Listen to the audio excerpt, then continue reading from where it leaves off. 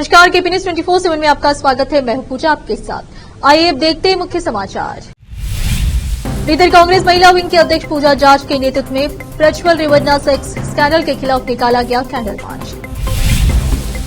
Bhajpa JDS महिलाओं का सम्मान करती है तो पीड़ित महिलाओं से मिले, बोले कर्नाटक के उप मुख्यमंत्री डीके शिवकुमार।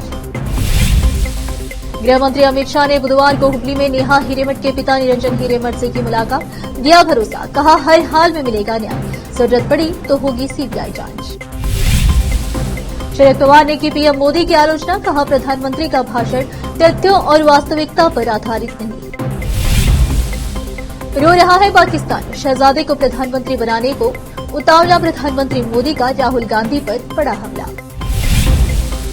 संसद भवन के पास एनएसजी की मांग रेल पैराग्लाइडर से उतरे कमांडो।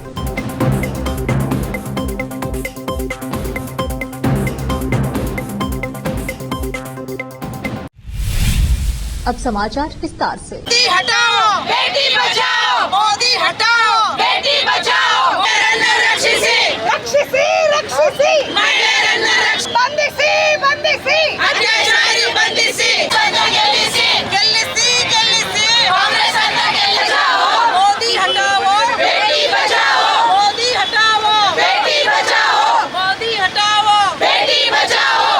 बुधवार 1 मई को बीदर कांग्रेस महिला विंग की अध्यक्ष पूजा जाट के नेतृत्व में प्रज्वल रेवन्ना सेक्स स्कैंडल के खिलाफ बीदर के आईबी से लेकर अंबेडकर सर्कल तक कैंडल मार्च निकाला गया और धरना भी दिया गया। इस अवसर पर केपीसीसी महिला विंग की अध्यक्ष मंजुला नायडू और पुष्पा अमरनाथ, गीता पंडित राव चित्री, राजश्री स्वामी और अन्य महिलाएं उपस्थित रही। इस अवसर पर इन महिलाओं ने सेक्स स्कैंडल के आरोपी प्रज्वल रेवन्ना के खिलाफ सख्त से सख्त कार्रवाई करने की मांग की गई है।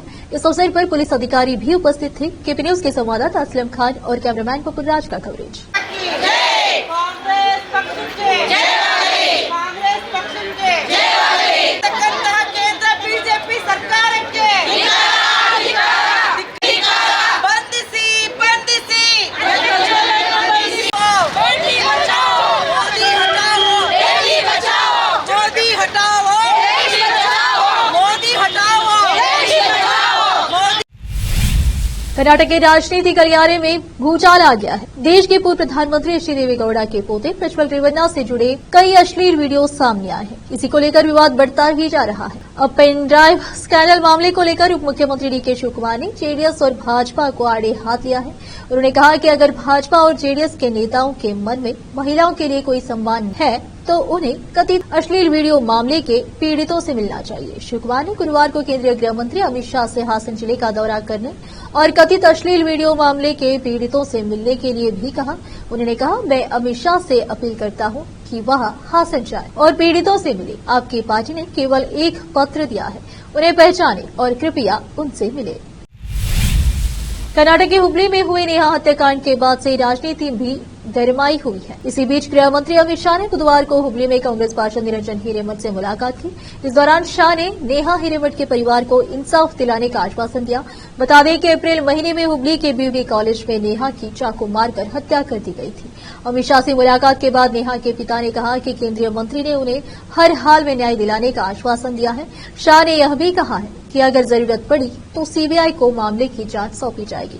निरंजन हिरेमठ ने कहा कि उन्होंने अमित शाह को नेहा हत्याकांड के बारे में बताते हुए एक ज्ञापन सौंपा। उन्होंने कहा, मैंने गृह मंत्री को शिकायत और एफआईआर की एक कॉपी दी है। मैंने उन्हें ऐसी घटनाओं के लिए आईपीसी की धारा में बदलाव की मांग करते हुए एक अनुरोध पत्र भी दिया है। सूत्रों ने गुरुवार को बताया कि हासन सेक्स स्कैंडल की जांच कर रही विशेष जांच टीम एसआईटी ने मौजूदा जेडीएस सांसद प्रज्वल रेवन्ना के खिलाफ लुकआउट सर्कुलर जारी किया है। यह घटनाक्रम पिता पुत्री की जोड़ी के एसआईटी के सामने पेश होने में विफल रहने के बाद आया है। सूत्रों ने कहा कि सर्कुलर जारी होने के बाद प्रज्वल को देश में प्रवेश करते ही आवर्जन बिंदुओं पर रिपोर्ट करते ही हिरासत में ले लिया जाएगा। सांसद प्रज्वल रेवन्ना के सेक्स टेप के ठीक बाद रामनगर के कांग्रेस विधायक इकबाल हुसैन की एक वीडियो कॉल रिकॉर्डिंग वायरल हो गई है। उप मुख्यमंत्री डीके शिवकुमार के वफादार हुसैन कथित तौर पर वीडियो में रामनगर की एक महिला कांग्रेस कार्यकर्ता से बात करते नजर आ रहे हैं। एक्स पर एक पोस्ट में इसका उल्लेख करते हुए जेडीएस विधायक समृद्धि मंजुनाथ ने पूछा कि कांग्रेस नेताओं ने शुरुआत क्यों नहीं की। आरोप पर प्रतिक्रिया देते हुए हुसैन ने कहा कि जो लोग उनकी जीत से जलते हैं वे यह सब कर रहे हैं। यह बहुत सामान्य है, मैं सत्यापित करूंगा कि इसमें क्या है। उन्होंने कहा कि उन्होंने पुलिस में शिकायत दर्ज कराने या इसके खिलाफ कानूनी लड़ाई लड़ने का फैसला नहीं किया है। अब फिलहाल लेते एक छोटा सा ब्रेक।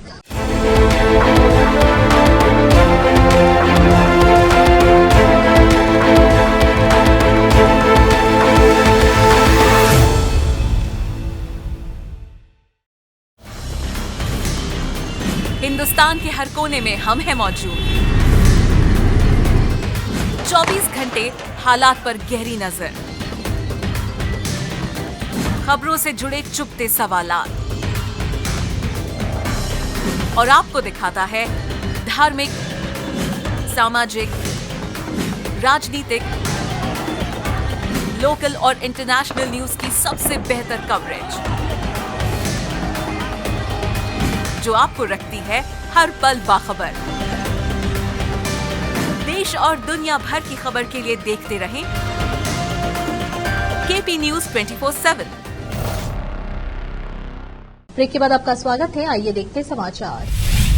राष्ट्रवादी कांग्रेस पार्टी शरद चंद्र पवार प्रमुख शरद पवार ने प्रधानमंत्री नरेंद्र मोदी की आलोचना की है। उन्होंने बताया कि पीएम मोदी के भाषण तथ्यों और वास्तविकता पर आधारित नहीं होते हैं। मीडिया से बात करते हुए उन्होंने कहा कि प्रधानमंत्री बुनियादी मुद्दों पर कभी बात नहीं करते हैं।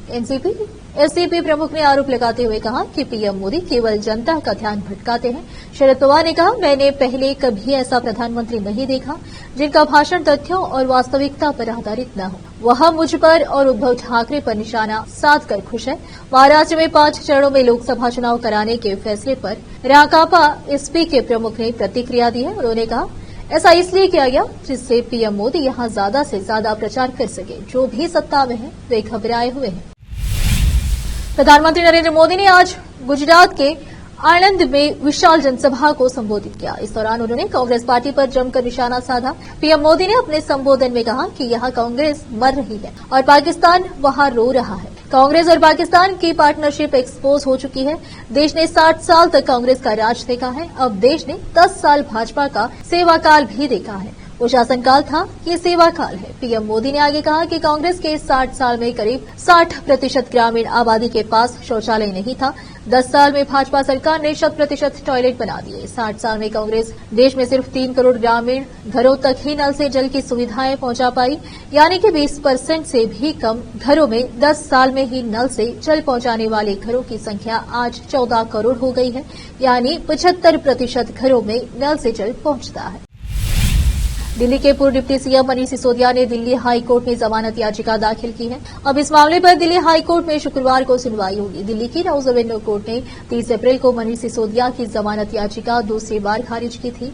मनीष सिसोदिया ने दिल्ली हाई कोर्ट में सीबीआई और प्रवर्तन निर्देशालय दोनों ही मामलों में जमानत याचिका दाखिल की है। तत्काल सुनवाई के लिए कार्यवाहक मुख्य न्यायाधीश मनमोहन और न्यायमूर्ति मनमीत पीएस अरोड़ा की पीठ के समक्ष याचिका का उल्लेख किया गया। अदालत याचिका पर शुक्रवार को सुनवाई करने के लिए सहमत हो गई। पीठ ने कहा, न्यायाधीश को फाइल देखने दीजिए, इसे कल आने दें। सिसोदिया का प्रतिनिधित्व कर रहे वकील रजत भारद्वाज और मोहम्मद इरशाद ने कहा कि याचिकाकर्ता एक विधायक है। एनएसजी ने सांसद भवन की सुरक्षा को लेकर मॉक ड्रिल की, जिसमें हेलीकॉप्टर और एनएसजी कमांडो ने हिस्सा लिया। सांसद और केंद्र सरकार की इमारतों के पास विजय चौक इलाके में आज एक पैरामीटर देखा गया। लोकसभा चुनाव 2024 के तहत मध्य प्रदेश में मुकाबला बेहद रोचक होता दिख रहा है। मध्य प्रदेश की राजगढ़ सीट से कांग्रेस पार्टी ने दिग्विजय सिंह को अपना उम्मीदवार बनाया है। बता दें कि दिग्विजय सिंह 33 साल बाद राजगढ़ से चुनाव लड़ने जा रहे हैं। इन दिनों वो चुनाव प्रचार में लगे हैं और दावा कर रहे हैं उनके क्षेत्र की जनता एक बार फिर उन पर भरोसा जताएगी और वह यह चुनाव बड़े अंतर से जीतने जा रहे हैं। मीडिया से खास बातचीत में दिग्विजय सिंह ने कहा कि इस बार का चुनाव भारतीय जनता पार्टी और ईवीएम के खिलाफ है। मैंने कहा कि इतने वोट दो कि ईवीएम भी हारे और बीजेपी भी। दिग्विजय सिंह ने कहा कि यहां राजगढ़ के लोगों से प्रोसेसिंग यूनिट का वादा किया गया था, यहां पानी नहीं है। मुझे आश्चर्य हुआ कि यहां के ग्रामीण इलाकों को जैसा छोड़ा था आज भी यह उसी हालत में है। क्षेत्र के हैंडपंप चल नहीं रहे हैं, पानी नहीं है। राजगढ़ पठार पर है, यहाँ पानी स्टोर नहीं करेंगे तो पानी नहीं मिलेगा। वाटर शेड मेरा मिशन था, खेत का पानी खेत में, गांव का पानी गांव में। उस समय यहाँ के ट्यूबवेल सूखते नहीं थे, लेकिन अब यहाँ सूखा पड़ा है। यहाँ के लोगों की पलायन भी एक अहम समस्या है। अब फिलहाल लेते हैं एक और छोटा सा ब्रेक।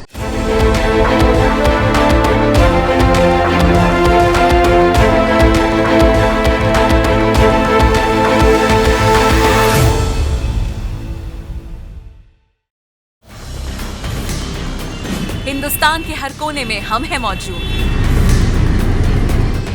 24 घंटे हालात पर गहरी नजर, खबरों से जुड़े चुपते सवालात और आपको दिखाता है धार्मिक, सामाजिक, राजनीतिक, लोकल और इंटरनेशनल न्यूज की सबसे बेहतर कवरेज, जो आपको रखती है हर पल बाखबर। देश और दुनिया भर की खबर के लिए देखते रहें केपी न्यूज 24/7।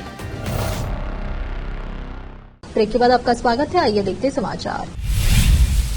मध्य प्रदेश के पूर्व मुख्यमंत्री और भाजपा के फायर ब्रांड नेता उमा भारती ने कांग्रेस नेता सोनिया गांधी और राहुल गांधी पर हमला बोलते हुए कहा कि सोनिया अभी भी अपने आप को रानी और राहुल शहजादे समझते हैं।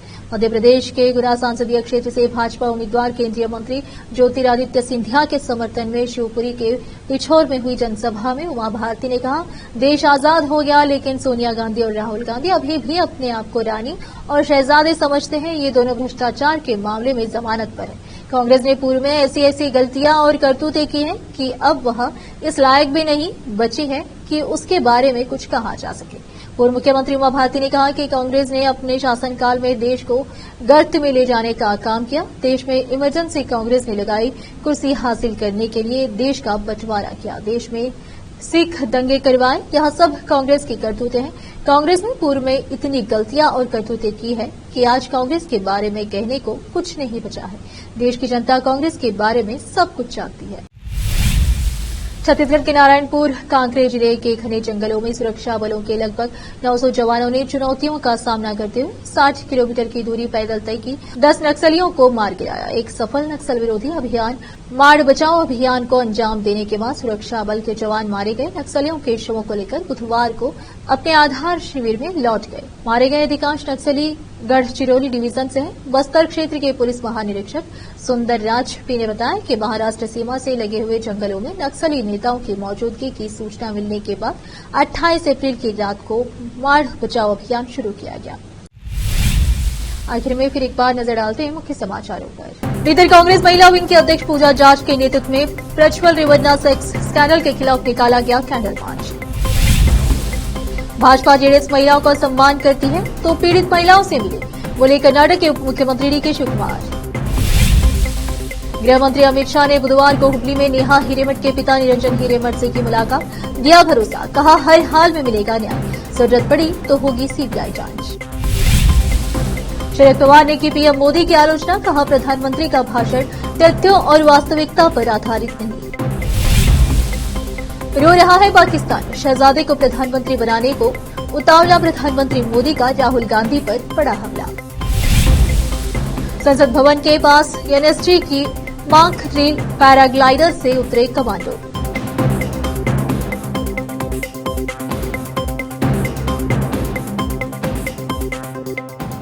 केपी न्यूज में इतना है। देश प्रदेश के समाचारों के लिए देखते रहिए आपका अपना चैनल केपी न्यूज 24/7। धन्यवाद।